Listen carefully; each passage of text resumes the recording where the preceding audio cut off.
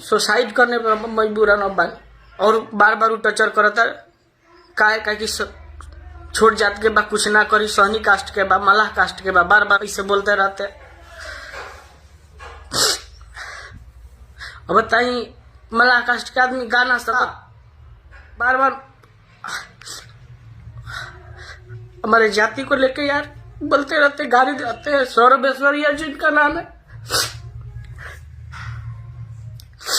और बार गाड़ी को लोग मेरा वीडियो बनाए 4 साल पहले पुराना का सर वीडियो, और आदमी के पास रात को उनका जो CMS SS फिल्म मोतिहारी जो चलाते हैं कुणाल सेठ, वो मेरे को भेजे धमकी दिए कि कुणाल सेठ मेरे को गाना दीजिए, नहीं तो इस वीडियो को वायरल करेंगे। और भी स्क्रीनशॉट भी है सब। मेरे को सुबह भी फोन आया था, मेरे भैया सब बताए, मैं क्या करूं, लोग बताइए।